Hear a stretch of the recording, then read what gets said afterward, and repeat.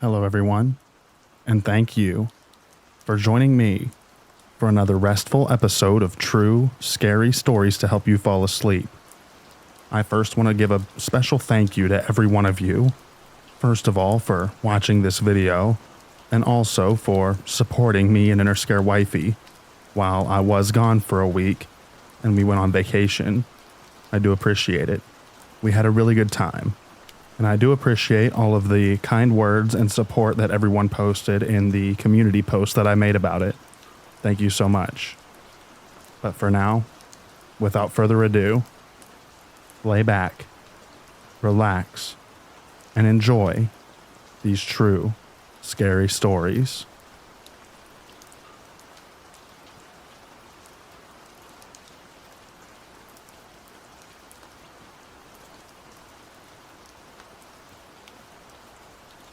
I've just stumbled upon this subreddit, and I've thoroughly enjoyed all the experiences and stories shared by others. I've finally felt compelled to share an experience of my own, and while it may not be as provoking or profound as the stories told by others on this subreddit, it still fills me with a strange and mysterious feeling all these years later. I grew up on Long Island in New York State. My older sister, her boyfriend, and myself often would walk the trails and the beaches at night.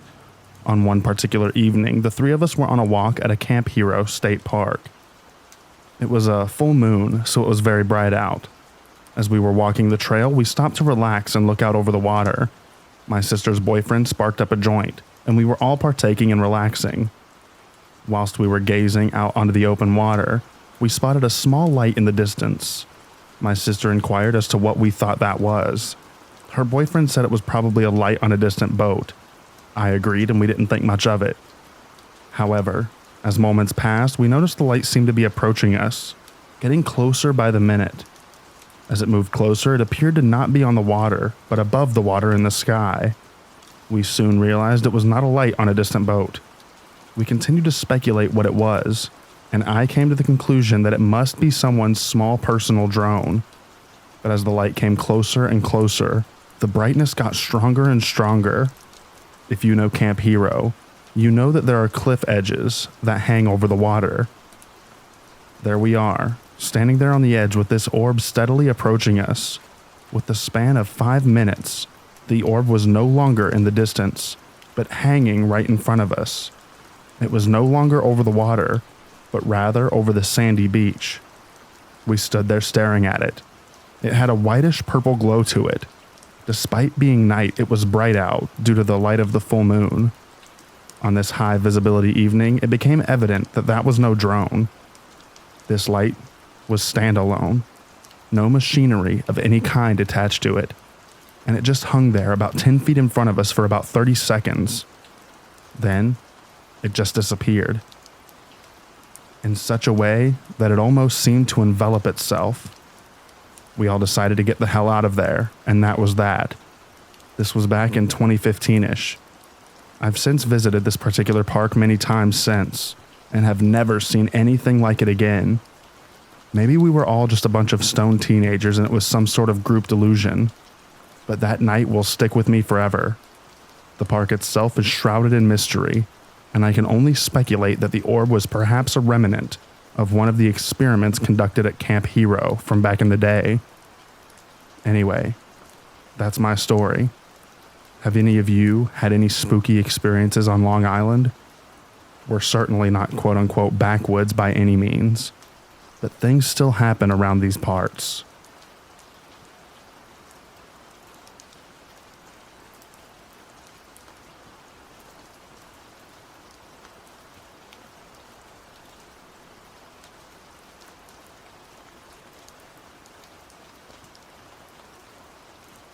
So this is a story my dad recently told me about my grandpa and my great-grandpa. My grandpa grew up in a very rural southern Indiana, but moved to very rural southern Illinois in his youth. So this takes place in Illinois. One night, Grandpa and his dad were hanging out at his uncle's, who lived a couple of miles away. Keep in mind, this is the 40s out in the country, so all roads are just dirt basically. Anyways, it was pretty late, so they decided to head home and hopped into their old car, going probably about 15 miles per hour. through these woods roads. At some point, as they're just driving and talking, they pass something along the edge of the road, standing upright. They both hunted and were very familiar with any animals or other local people that may be around. Neither one of them really said anything for a minute, and then they both looked at each other and said, "What the hell was that?" My grandpa asked his dad, "Do you want to turn around?" And he said nope, and they kept driving. My grandpa said it resembled a big owl or a small person just standing in the ditch.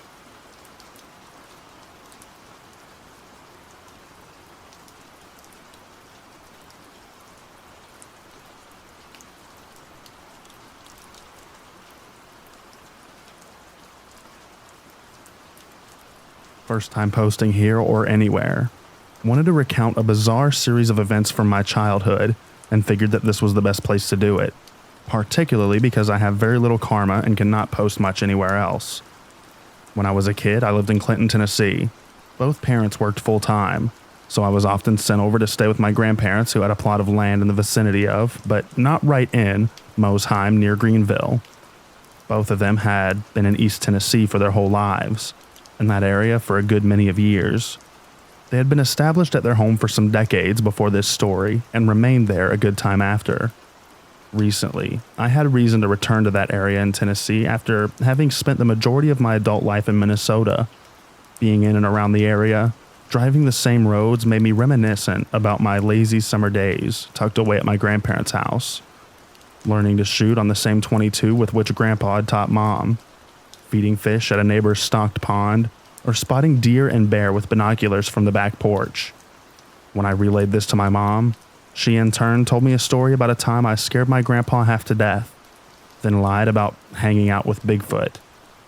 At first, I had no idea what she was going on about. Then I remembered exactly what happened with startling clarity. New context given by the experience adulthood provides. And no, this was not about Bigfoot or a cryptid.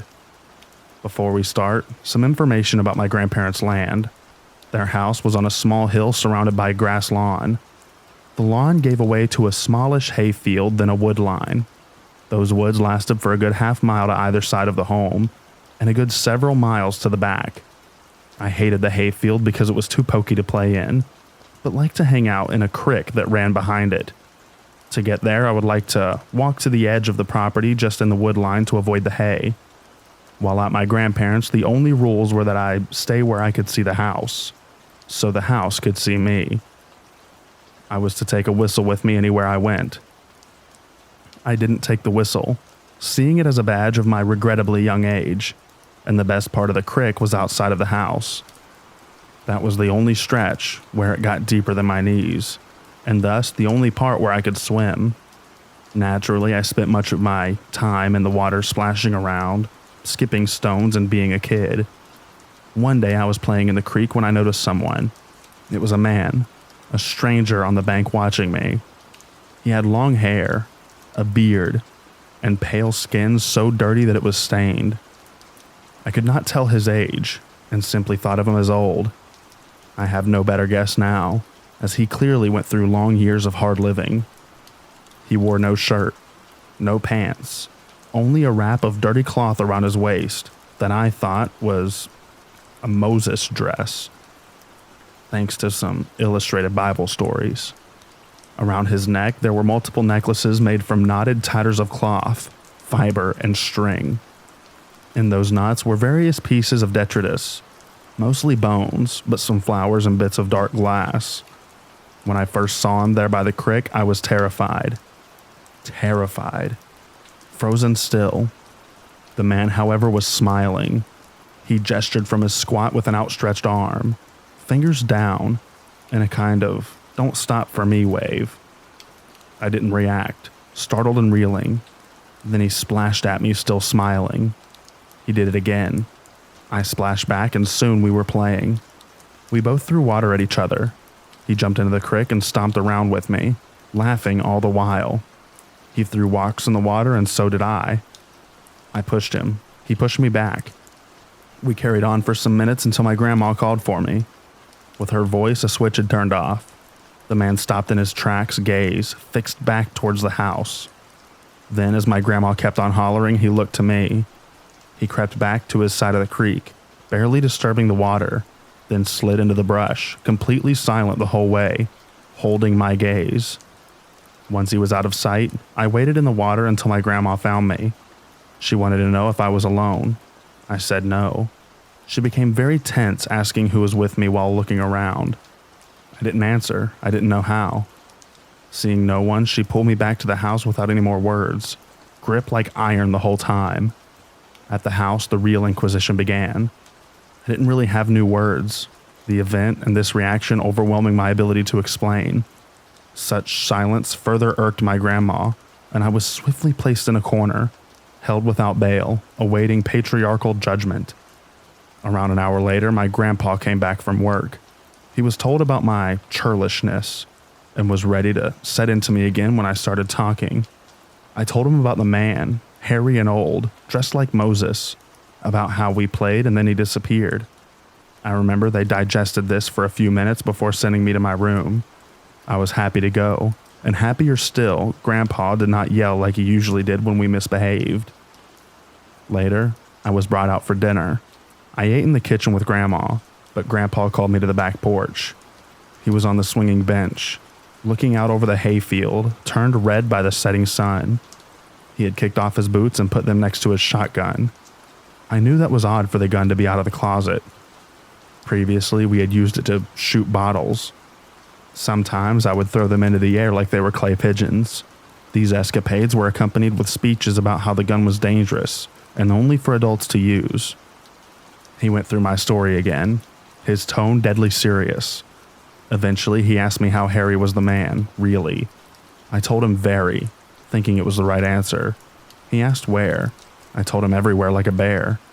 He ruminated on this and grew more nervous, worried I was in trouble or causing trouble, just wanting the trouble wherever it lay to end. So, when he finally asked me to swear in the name of Christ and on my mother that I was telling the truth about everyone, I said I had been joking. He finally yelled then and sent me back to my room. The family memory became that I had hid by the creek and made up a tale about Bigfoot. At the time, everyone was very upset with me, and I was forbidden from going back to the creek or anywhere out of sight. The enforcement of this rule, like the others, was lackluster. Even so, for a time I didn't go to the creek. In my memory, I stayed away for a very long time, but I am sure it was only a few days, that hiatus feeling interminable to my elementary age self. I did start going to the creek. I took a bucket of toys, mostly Godzilla, and a thick stick plucked from the wood line on the way. I think I was conflicted about what to do if the man came back, imagining either impressing him with my toy collection or clubbing him, or both in turn. When he did show back up, he appeared next to me as I dozed under a tree on my side of the creek. I was once again gripped with terror. He was not smiling, his face expressionless as he lurked beside me, having watched for who knows how long before I smelled him. I scrambled away, leaving behind my stick and toys, coming to my feet a yard out. I stood in the sun while the man watched me from the shade. Eventually, he crouched and started to look through my bucket. I remember becoming indignant as he examined my toys one by one, only to toss them into the dirt. It became too much and I started to lecture the man, telling him about how he got me in trouble, how he was a weirdo, how he stank. At some point, he stopped looking around my things and calmly watched my tirade. Face still neutral, eyes analytic. Once I had concluded my lecture, I sat back under the tree to pout, having become hot in the sun. I remember the man made a noise, a grinding kind of snort, and when I looked over at him, he was chuckling while he inspected the last few figures in my bucket. I wanted to laugh too, but was more determined to stay sullen. Once everything was out of the bucket, he put one figure, Ghidorah, back into the bucket. He then stood to his hunched fullest, took the bucket by its handle, began to make his way back into the woods. I stayed by the tree until he turned, said something, not a word I knew or to this day even know, and gestured with a forward sweep of his hand. At first I didn't comply despite knowing he wanted me to follow. After a few moments he yipped, clicked his teeth, and gestured again more emphatically. With this further prompt, I did get up and come along. the man making approving noises and putting on his smile again. We went into the woods. The man led, but he was naturally quicker and quieter, making it hard to keep up. Eventually, he would stop when he lost me, knocking on trees with sticks and whistling arrhythmically so I may find him in the vegetation. He never came back for me, opting instead to guide me forward with the noises. I became lost, having only a vague sense of my grandparents' place being behind me. After some time, maybe 15 minutes, we came to a bald. The man had me wait there, indicated by patting the ground before going into the tree line alone. He returned from a different direction pulling a sled. It was made from a half of a discarded plastic drum and lined with small pelts and smooth bark. On the back half there rested the fly-covered carcasses, squirrels, possums, and other critters savaged into anonymity. On the pulling end, woven pouches were tied into place on it by the same eclectic cordage that made the man necklaces. He put my bucket on the sled and tossed Guidora in the pouch. He then called me closer with a glottal noise and beckoning wave. I saw the sledge pouches held many odds and ends, dried salamanders, mushrooms, metal bits, glass fragments. From one, the man pulled a square made out of bound-together sticks, just big enough to slip over my wrist. From another, he pulled a piece of fool's gold and a small shard of geode crusted with a bit of purple crystal. These he handed to me with an air of business and a few more utterings of nonsense. He then patted the ground for me to set again. I did so without much bewilderment, understanding we had traded the same as exchanging Pokemon cards at recess. I did not much miss Guidora anyway, as he was a bad guy. The bucket was a loss. In retrospect, I think Guidora was chosen because its dull gold scales resembled something valuable. The bucket for its obvious ability to hold things. The man came back and gestured for me to follow by slapping his thigh. I did this readily. During the hike back, I tried to keep up and pay attention. I did so moderately well, having to be whistled over a few times. I did notice that our path was not straight. The man led me one way and then another, making turns unneeded by the lay of the land. We eventually came out by the creek, but from a different approach than we had left. I could hear my grandma calling for me again, not from up on the hill, from out in the field. The man would not cross the creek but pushed me to do so. I did but did not go to my grandma. Instead, I crept back to the house and around to the opposite side. There I laid the shrubs by our front door, pretending to sleep. I was found. I swore I had been there the whole time. When I was sent back to my room, I placed my fool's gold crystal and charm in my bedside table for safekeeping. The next day, I went back to the creek to pick up my toys. The man was not there. However, throughout that summer, he did visit me again, to sit under the tree or throw rocks at the water, or yammer softly to himself. I would bring snacks and candy to share, and he would likewise give me stringy dried meat, which I ought not to evade, or honeysuckle blossoms, which I still would eat. Taken from my old bucket, he seldom visited long, and never splashed and whooped like he did on the first meeting. At this point, you may be wondering why I've posted on Backwoods Creepy and not Backwoods Weird but Wholesome, I guess. There were two more occasions I want to account. One gruesome, one awful. The eventful one occurred near the 4th of July. I had brought 2 boxes of bang snaps to the creek. The man was initially wary of the little fireworks, but quickly came to appreciate their miniature pyrotechnics. He took the box I gave him gratefully, even taking the empty box, likely for the wood shavings, which are excellent tinder. During the use of the bang snaps, I had scared a turtle into the water and to the opposite bank. It sat there watching us from the far shore. The man, after stowing the bang snaps in the bucket, noticed the turtle. With little thought, he scooped up a smooth stone and threw it with force and accuracy to the turtle. He then waded over to retrieve the slider, which struggled meekly in his grasp. One leg knocked clean off. On my side of the river, he took from the bucket a new piece of stone. One side was rounded and fit in his hand. The other came to a flinty cutting edge. Working with deft experience, the man began chopping the live turtle above its neck, pulling up on the shell top. The thing struggled and bled as it was dissected. the dome eventually coming free. The turtle dropped to mingle its viscera with dirt and sand.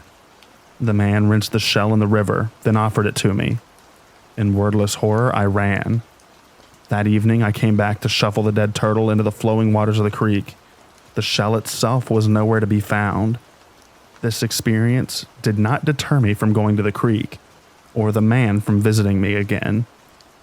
However, sometimes he would try to call me away from the creek with thumps and whistles. I would tell him I heard him and refused to move. On some occasions, he would join me. On others, he would leave. The last time we were sitting under the tree sharing cowtails. From the woods, there came whistling and the staccato knocking of a woodpecker. The man looked up and whistled back. There were a few more exchanges before he stood, collected his bucket, and beckoned for me to follow. I was curious and felt comfortable with the man as a guide, so I did as asked. He took me back to the bald, a direct path this time, periodically stopping to call or respond to the other in the wood. Waiting for us at the bald was a woman and a child. The woman was dressed the same as the man, topless, wrapped at the waist. She was dirty with long hair and a wiry frame. The child was in a similar state, wearing a sack that went to their knees. The man sat on the ground and the woman joined him, sitting in his lap, but leaning forward so that her elbows rested on her crossed knees. She had dark brown eyes that were fixed to me. The other child would not look up. I didn't know what to do and didn't speak. The other kid lifted their sack to wipe at their nose, and I learned under all that dirt they were a her. The man made a noise and drummed on the woman's bare back. The kid looked at them, still hanging her head, hair covering her face. The woman yammered and swatted at the girl lazily, the man echoing her noises, slapping skin to skin once more. At this bizarre scene, the girl stumbled towards me, stopping close enough that I could smell her and hear her wheezing breath. She was thin but not emaciated, and slightly taller than me, should she have straightened up. The man and woman fussed some more, and the girl leaned close and pressed her cheek to mine. Her hair was in between us, greasy and cold. She made no move to embrace me, no move at all, only pressing limply against me and breathing so loud it was all I could hear. During this time, the woman had approached. She pulled the girl back by her shoulder with one hand and delivered a flurry of snaps to the crown of the girl's head. The woman then gathered the girl's hair in one hand, using the other to sweep back her bangs. The girl was then made to look at me, face bare. One side of her jaw was bulged out, smooth skin over a lemon-shaped bump. Her mouth was twisted by this deformity. Her nose faced to one side as if affixed sideways and leaked a trail of clear snot. One eye was bulged and roomy, the other startlingly regular. It looked at me, blank and dark brown. The woman gave the girl's head a little shake, spat off to the side, then cooed like a dove as she smiled at me. I fled. There was commotion behind me. I think the girl was pushed to the ground. I did not look back, and they did not pursue. My flight ended at my grandparents' house, my absence unnoticed. I chose not to tell anyone what had happened, wanting to forget, not wanting to get in trouble, not thinking about the girl, the couple, what was intended for me. I spent that August inside whenever I visited my grandparents. I begged not to be taken, claiming it was boring and lonely. Sometimes when I sat on the porch or went from the car to the house, I'd catch a snippet of bird call in the wind or the distant tapping of wood and hurry inside. My grandma could tell something was wrong and made an effort to entertain me in town. My grandpa cared in his own way, involving me in his errands, as he never had before. Eventually, school started. Classes and friends eased me away from thoughts of the dirty man or the people in the clearing. Time did the rest. I think now that of all the people in the clearing were of a family, but their features, white skin, brown eyes, brown hair are common enough that they could have been unrelated. I am sure they lived together. They knew each other's signs and signals. They used their own words. I know that the Smokies are full of tales of feral people, wild men, and superstition. I also know that they are full of people living in unlikely ways in unlikely places. and that those real people call others kin, and that through the chain of human connection, even a recluse living in a run-down shack is someone's somebody. I guess I'm asking if the people in my story are somebody's someone, or if they are known, or if their behavior rings any bells. The lies, any known intention. I figured here, where the tale would not be discounted out of hand, might be the right place to ask.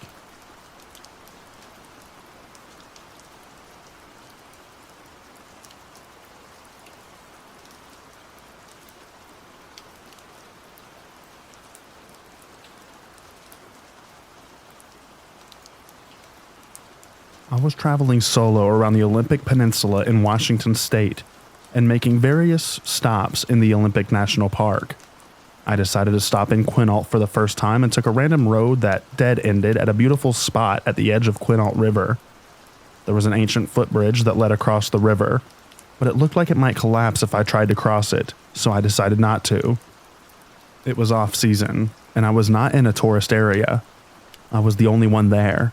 It was so unusually hot outside that I decided I needed to get in that water. I backed my car all the way to the edge of the dead-end road, faced it out in the direction I would need to leave, and started hiking through thick brush down an embankment to the edge of the water. There was no path. It was a pretty rugged area.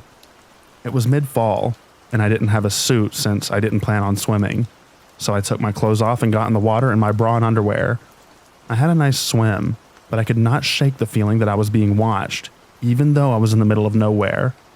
After about 5 minutes, the creepy feeling was enough for me to want to head back, so I started to climb out, turned my back to the other side of the river, and walked towards my clothes and shoes that I had left behind. When I turned around, there was a big, small man standing in plain view, just across from me on the other side of the river, but higher up on his embankment than I was on mine. He was wearing a poncho made of animal pelts, had long hair full of sticks and twigs, and looked like he had been living out in the wild for a very long time. We stood and stared at each other, me in frozen terror, for what felt like forever when all of a sudden he frantically took off in the direction of the footbridge leading across the water. I grabbed my car key, tried to grab my clothes and shoes, but they tangled up in some blackberry vines, so I left everything and went running for my life, through the thick brush and blackberries, barefoot in my underwear, trying to make it to the car before he made it across the river. There was no doubt in my mind that he was trying to harm me. When I made it out of the blackberries, I could see that he was crossing the bridge towards me rapidly. I got to my car and flung my door open just as he arrived. I locked the doors while he pounded on the hood of my car, just screaming and grunting non-verbally. The moment he went for my driver's side door, I hit the gas and took off as fast as I could. I looked back and he was chasing after me. He must have run after my car for at least a mile until he faded from view. I was bleeding everywhere from running nearly naked through blackberries. I was wet, unclothed, shaking and crying. Had I hesitated for literally 10 seconds longer, I don't think I would have made it out alive. Even typing this story out again all these years later, I am starting to shake. I felt like I was being hunted. That is the only way that I can describe it. I will never go back to that area. Since that moment, I always bring a hiking buddy with me when I venture out into the forest. That day is going to haunt me for life. I've had many years of therapy, and that experience is still as vivid as the day it happened.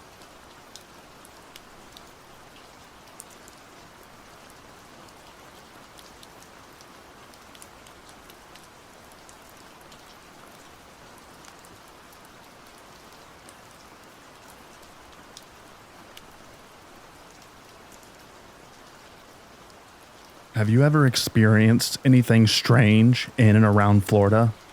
Apologies if this isn't allowed. I got to thinking after a couple of weird things I experienced in my hometown, and it had me thinking if anybody else has experienced anything. Back when we were teens, me and my brother were out for a walk outside of our neighborhood. Where we were walking was kind of wooded, but the houses were still pretty close together, yet considerably more in the boonies compared to our place. Anyways, we had almost completed the loop of the area and were around the bend going towards the exit when we heard something odd. I remember there was a helicopter overhead, Around the time, we both heard this weird guttural yell/growl, like right next to us. It was so close. It sounded like a mix between a mountain lion, an angry house cat, and yet oddly human-like all at once. We both just froze and looked at each other startled, and started looking around for the source, but there wasn't a single cat or anything animal-like about. I was pretty freaked out and practically sped walked to the road. All the while, my brother kept asking me what the F that was, but I was too spooked to talk about it. It was like a primal type fear. In an instant we heard it, and I just kept looking over my shoulder the whole way back. Anyways, pretty benign compared to the other stories I've read on here, and I'm sure there's an explanation to the sound, but it did have me wondering, has anyone else experienced weird stuff in Florida?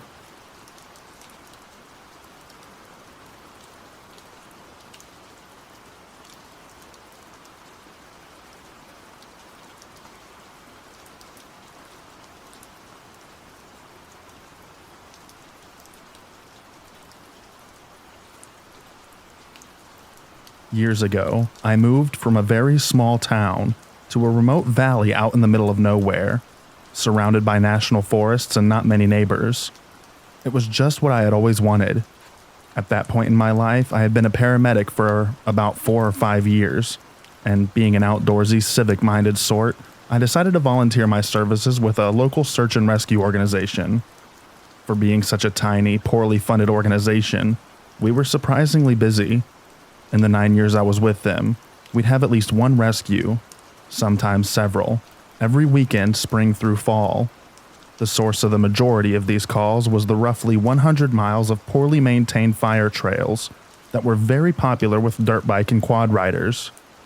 When they'd inevitably get lost or wreck and get injured, we'd head out, track them down, provide medical care, and fly them out in a helicopter, or put them on a Stokes basket mounted to a janky trailer thing that we'd pull with a quad. About 2 weeks after joining, and with zero training beyond what I had learned as a Boy Scout and medic, I got my first call. A group of dirt bikers from the city had lost a member of their party. For some reason, they had put their least experienced rider at the back of the group of a dozen or so riders and took off into the woods. When they returned to the trailhead 4 hours later, the inexperienced guy was missing. They sat out again and looked for him for 4 or 5 hours, then gave up and called 911. The time interval from the initial 911 call until we had a squad assembled at the trailhead was pretty impressive. No more than 20 minutes. But we were already 8 or 9 hours behind the ball. We did a very quick briefing, distributed maps, divided into teams, and then set off. They put me on a quad with the most experienced guy, and we headed out. The plan was for each 2 to 3 person team to take one of the longer trails that ringed the place.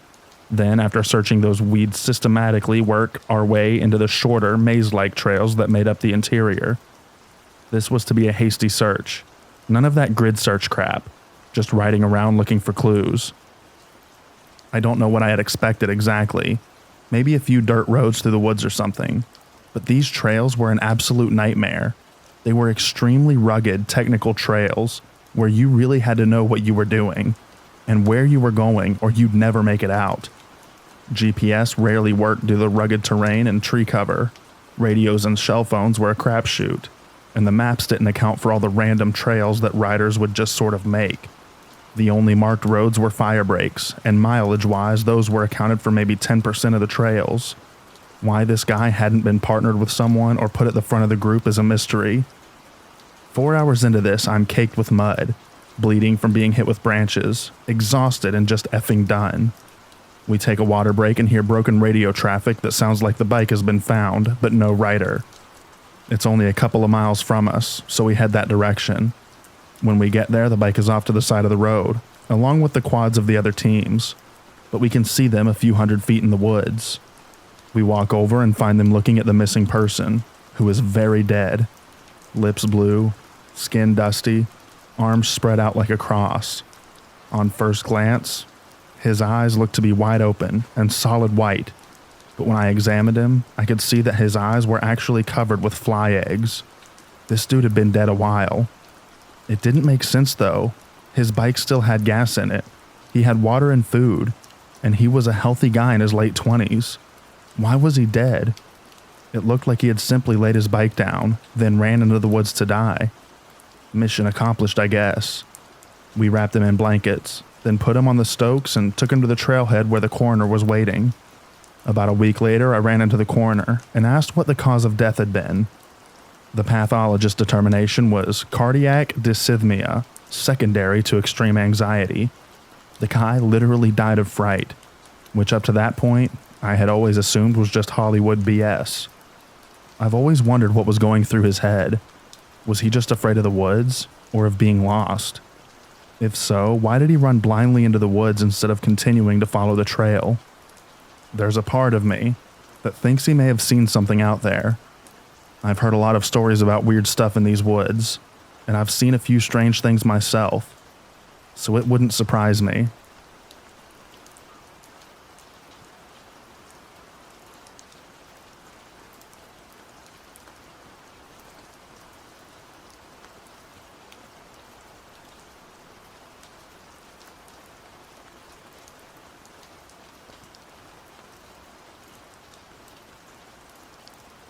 I've been wondering where to share this. It's so weird, I don't even know where to begin. So I've been house sitting for some friends in the rural Pacific Northwest. They live up the hills on a long twisting road, and the house itself is at the end of a long gravel driveway. The house also sits up against a big evergreen forest. I should also mention that at one point the driveway branches off and goes into the woods. I have no idea why. I've explored in there before and there's nothing. The road is too overgrown for a vehicle to get through anyways. Or so I thought. Recently it dumped snow up here, and I've kind of been trapped as my gutless sedan doesn't have four-wheel drive, and the driveway is covered in over a foot of snow, and the road hasn't been plowed. Anyway, a couple of nights ago I was setting up awake reading. I haven't been sleeping well because I got COVID, and the coughing keeps me up at night. At about 11:30 p.m. I saw headlights outside the window. I could hardly believe it. First, it was late at night. Second, there's been so much snow that most cars couldn't even make it up there. And third, my friends are out of state, and no one else would be coming up here, certainly not at night. I peeked out the window and watched as the headlights, instead of turning the bend in the driveway towards the house, kept going into the woods. What? I was curious, but I'm also a coward, so I didn't do anything as ridiculous as following the car into the forest in the middle of the night. But I couldn't let it go, so in the morning I grabbed my boots and parka and stupidly left the house to investigate. This next part I genuinely can't explain. There was one set of tire tracks in the snow, heading down the rough road into the woods. I followed them about a half mile into the forest, and they suddenly stopped. There was a large fallen tree blocking the road and no vehicle in sight. The tire tracks just ended, and no footprints in the snow either. That's it. I wish I had an explanation, or a better ending than me running like hell out of the woods. But I don't. I'll be glad when my friends get back, because it is super creepy up here.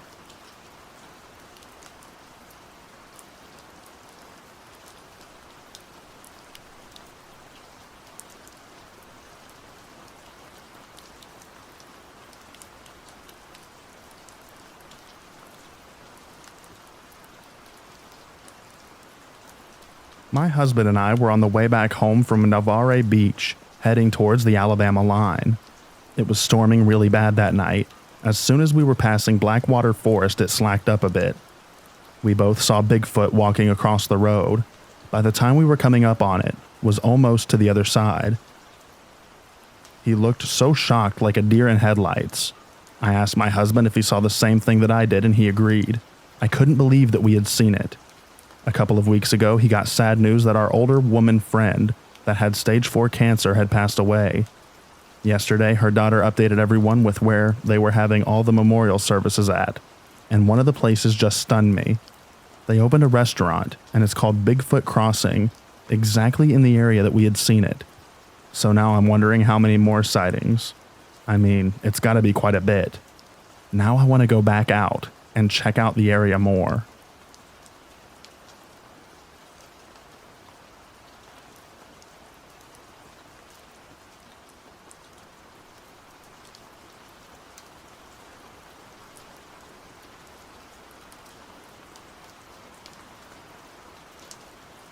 I was stationed in the panhandle of Florida near Pensacola. I was in charge of a team of about 10 guys taking part in an exercise. We were playing the bad guys for this exercise. And on that night, our job was just maneuvering. Mostly walking and driving around pretend villages. Anyways, we grabbed our gear for the night and went back out to an informal staging area to wait around for us to get called into the village. Being a group of young military guys with nothing to do, we started messing around, driving in circles and up and down the nearby dirt trails in our trucks, talking crap on the radios, looking around with our night vision goggles, etc. Because why not? We spot an SUV parked down one trail, which was a bit odd since we were on the military range at the time, but not crazy since we weren't near any of the sensitive or dangerous parts. I drive up next to the SUV slowly, and the guy, setting shotgun with night vision goggles, says there's some weird person sitting in it. He hands me the night vision goggles and I look over and holy hell, that person was terrifying. They were in the back on the driver's side. Super tight skin, crazy sunken eyes, thin lanky hair. At first just staring straight ahead, but they suddenly turned to look at us and I booked it out of there. I practically threw the night vision goggles at the guy next to me. I don't know why, but I felt one of the deepest feelings of fear that I'd ever had. Literally, the only times that were worse were times where I genuinely thought that I was about to die. We drive back to where the other guys were and I tell them about it. Of course, they think we're messing with them, but eventually we convince them to follow us and check it out. So now there's a convoy of 3 trucks holding 10 guys. We roll past to let truck 2 get next to the SUV. And only a few seconds go by and the radio goes wild with them yelling, "Go, go, go." We haul crap out of there, and all agree to find a new informal staging point to park at. The rest of the night, we'd mess with each other about the decent woman watching us or waiting for one of us to walk off alone, and just generally joking around. But I did notice that no one wanted to go pee by themselves. Anytime someone had to go, suddenly a few others chimed in too. The rational explanation is that it was some drifter in the SUV crashing for the night, probably at least a little high, tired, and confused as crap about the trucks creeping up on them, then driving off real fast.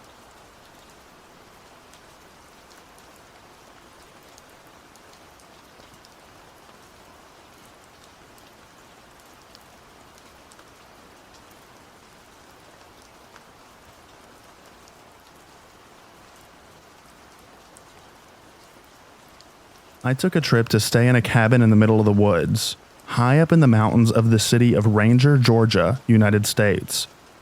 This neighborhood was 30 minutes up the mountains, away from civilization, and even the cabins were spread far apart.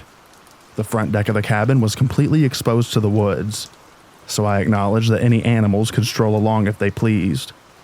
But I stayed there for about a week, and me and my boyfriend sat outside on the front deck every night, very late, and at no point felt in danger. It was peaceful with fireflies out and sounds of crickets every night. Until the 5th night. It was eerily dark too. The moon was covered heavily. It was about midnight, and all of a sudden, I didn't feel peace like I did those other nights. The forest went completely quiet, and I felt a horrible sense of dread. I genuinely feared for my life. I sat there in my chair looking out into the dark forest trying to rationalize and calm myself down that it was just my mind playing tricks. But all of a sudden, my boyfriend said out loud that he felt unsafe. That's when I realized it wasn't just me. We then both heard a blood-curdling scream, and we pulled out a flashlight to see what it was. Turns out it was a gray fox. They make scary screaming noises. The weird part was that the fox was running and had its ears and tail down like it was scared. This was in June, and I read that foxes scream like that when it's mating season or if they're in danger. Their mating season is winter, and this happened in June. So I do believe that this fox was in danger, or afraid, as well, adding to our fear. The cabin has 3 floors, and we were able to climb out the window and sit on the roof, because we still wanted to be outside and relax. Didn't matter how high up I was. I felt something truly evil and stayed inside. The only other time I felt something so evil, or like someone was watching, was when I had a few paranormal experiences at a haunted house. Georgia doesn't really get mountain lions that often. Maybe a bear, but it didn't feel that way at all. It felt unnatural.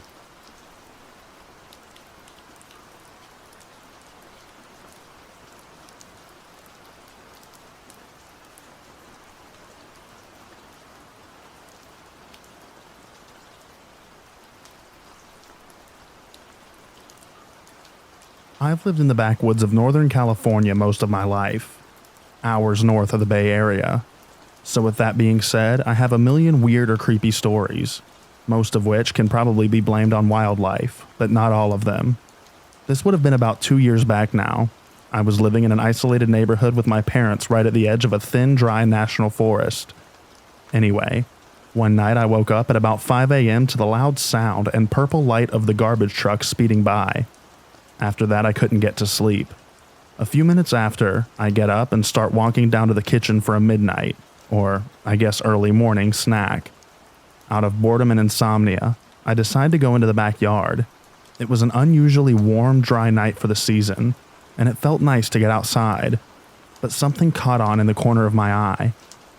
I looked up to see this huge ball of light in the sky, completely still, just a little bit above the neighbor's roof. I stand and stare for about 30 seconds to a minute and run back inside completely freaked out. Does anyone know what this could be? It was completely clear and in Northern California, not a place for weather. So I've ruled out ball lightning, and I'm kind of stumped.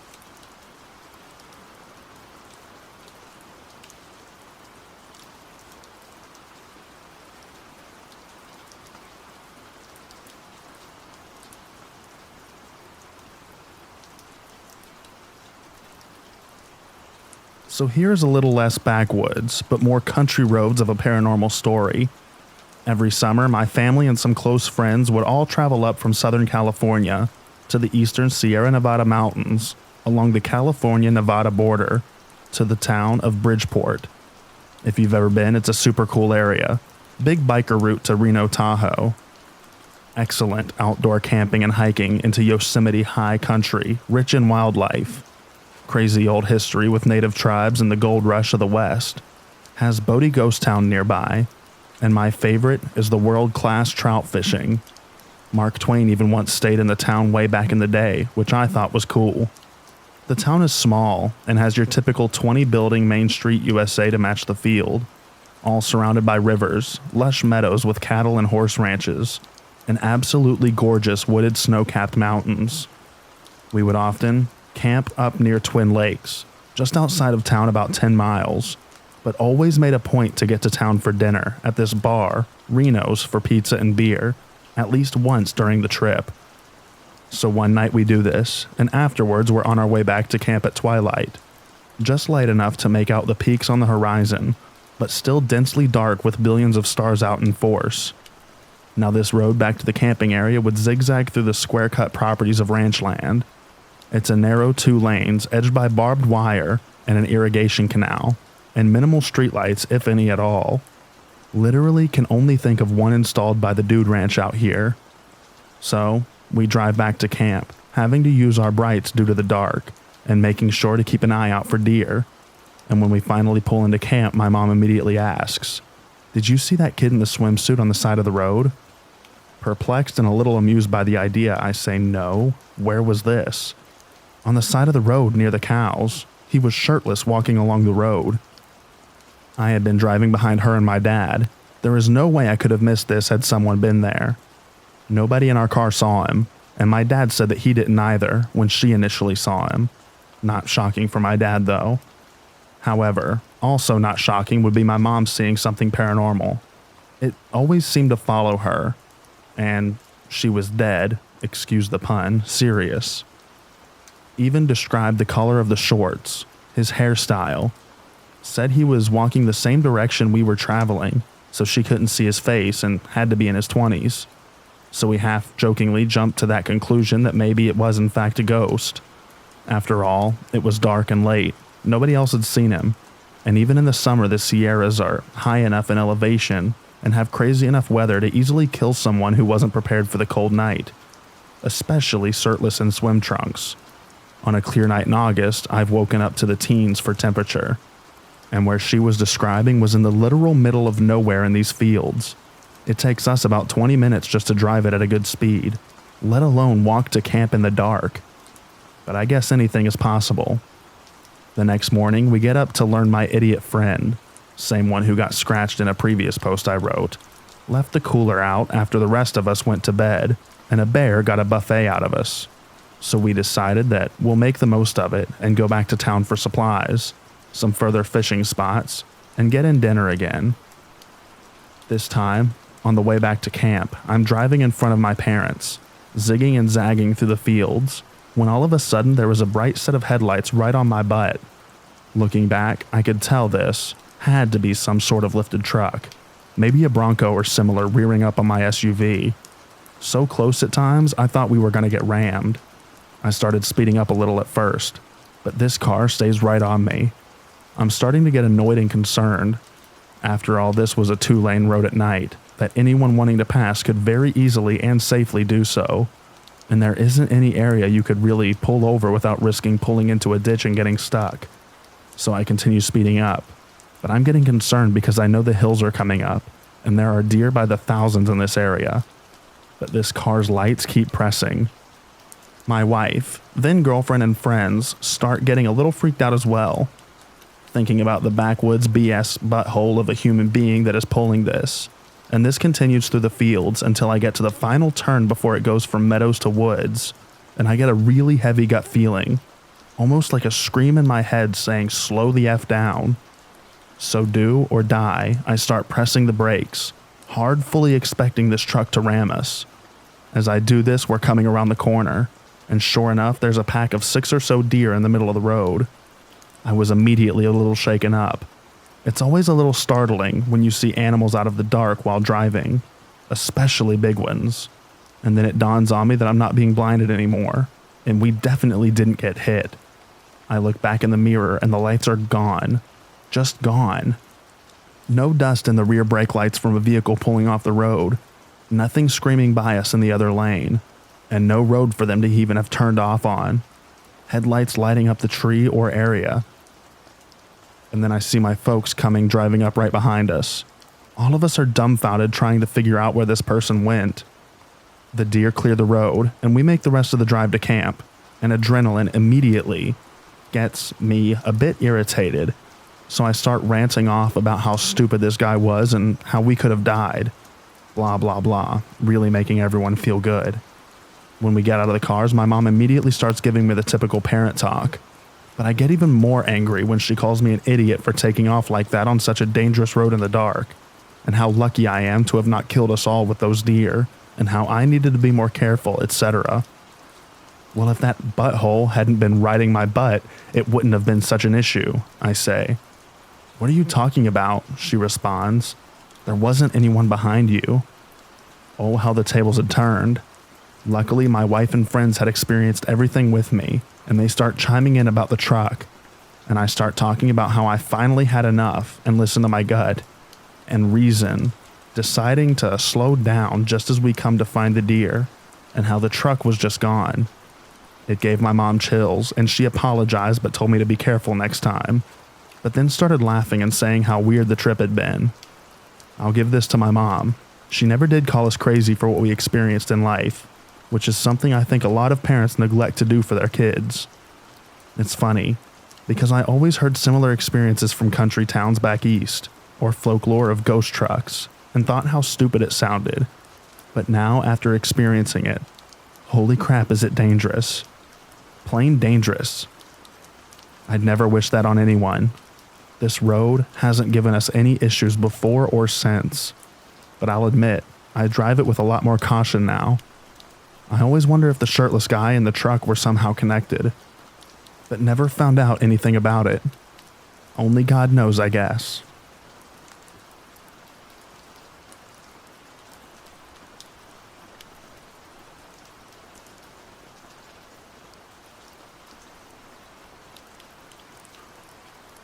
Thank you so much for listening to this episode of True Scary Backwoods Stories.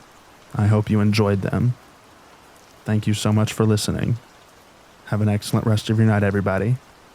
Good night.